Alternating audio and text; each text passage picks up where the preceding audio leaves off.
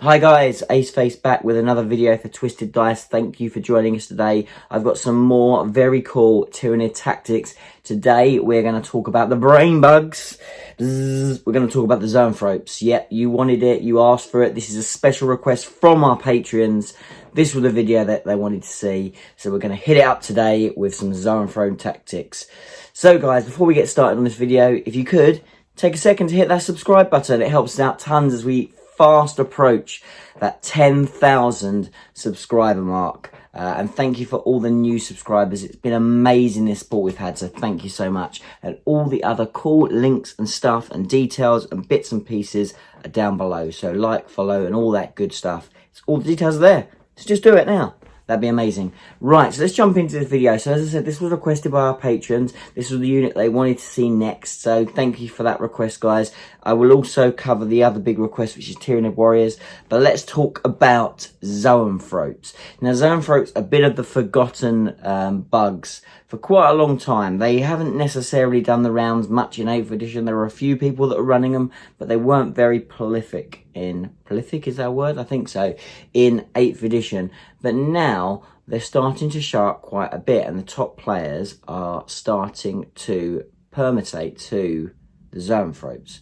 Now, we just want to talk a little bit about why and what their little tricks are, what the little things that maybe you're missing at face value. Right, so first of all, where do these guys fit in the magical cap system? Because that's what you want to know, guys, right? How are you gonna mold these in? Well, if you watched the cap videos, you probably got a pretty good idea, because I do mention the Zoanthropes. But yes, they fit in the control section.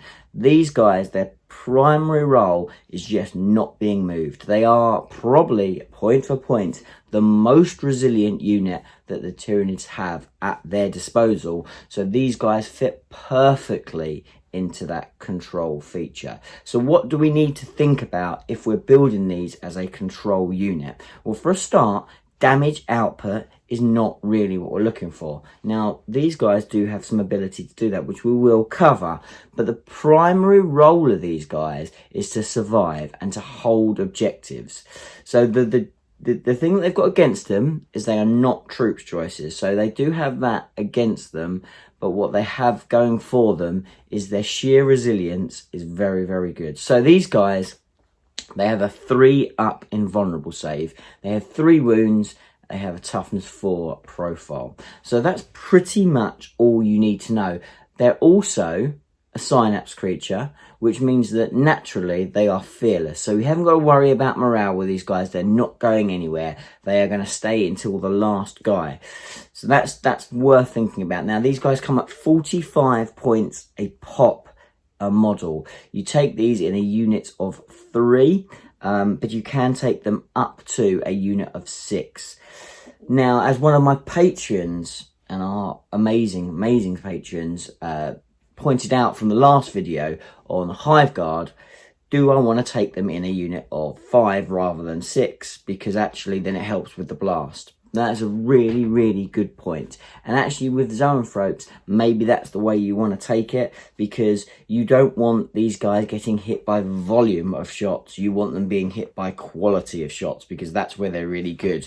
So actually, you will take a bit of a hit on their psychic ability, but actually taking a unit of 5 makes them more resilient against blast. And actually, you don't want these guys necessarily being hit by a lot of blast. It's not particularly good for them. So a unit of 5 is probably the more preferable way to go. Now, these guys, you can take them, as I said, in units of up to 6. Also, if you take, these are elite slots, if you take 3 of these units, you do have access to a stratagem. The stratagem is only 1 CP. I'm trying to remember what it's called. I think I wrote it down. No, I didn't. No, I didn't write it down.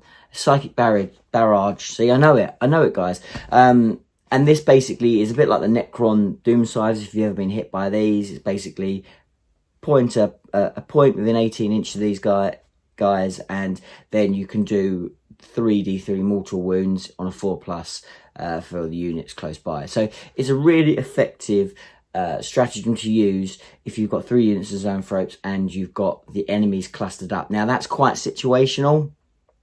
So on the whole, I would suggest that you probably maximize these with taking 2 units, 2 big juicy units of 5, because you probably want to keep that last elite slot at least free for your Hive Guard on the whole. Maybe, but you're taking maybe a second detachment potentially. Look, this is all theory crafting, but you might want to think about maybe just taking 2 units at 270 points for unit 6. So, you know, these aren't the cheapest models, but they are going to be amazing in that control. So how do we make these guys better? How do we make them provide their role and to deliver that control feature really well for you? So for a start, they're best suited in the Leviathan Hive Fleet, because what that's going to give them is that's going to give them the 6+ after save. Now that's really good stacked with the 3-up invuln, because it's just giving them that extra few wounds across the game, which making them that much more resilient. So it's a really effective Hive Fleet to give these guys. So that's when I would generally recommend to take these guys if you've got the choice and you're kind of building an army that really homes in on the fact that these are going to be your control unit. So to take that into account, and that's where you're probably their best. None of the others do a massive amount for them. You know, Coronis is always good because you may be using these to cast psychic powers, to buff shooting units, to give your shooting unit synapse. But on the whole, for these guys in themselves, you probably want to be looking at Leviathan to get your most bang for your buck. But how do we make these guys even better? So I wrote them down, and I'll still absolutely muller this, as you guys know, because me and Darren are not your wordsmiths. I'm sorry, sir, we are not. We have got I literally cannot say it. I can't say it, guys. Metamorphic. There you go. Metamorphic Regrowth, I believe it's called. I think. So Metamorphic Regrowth. What that means is that they can regain a wound every turn. And you put it on the unit. And that's great, because that's just going to make them that little bit more resilient. You know, they're 3 wounds apiece. That will come in clutch quite a lot of times. So I think that's really quite good, and one I would consider. But probably the one that I would go for on these guys, particularly if you're going to make these a really solid control unit in the middle of the board, is the Membranous Mobility. I think, yes, that's what it's called. And this gives any unit with the fly ability, which these guys have fly, in combat, they are -1 to hit in combat. Now that is amazing for a unit that is super resilient, has that 3-up invuln, 6-up after save, and is just going to sit in the middle and control. So this means if someone runs in and they want to kind of clear these guys off, one, they've got to be very good with a lot of volume of attacks, because with a 3-up invuln, they're going to hang around, they're going to be really difficult to shift.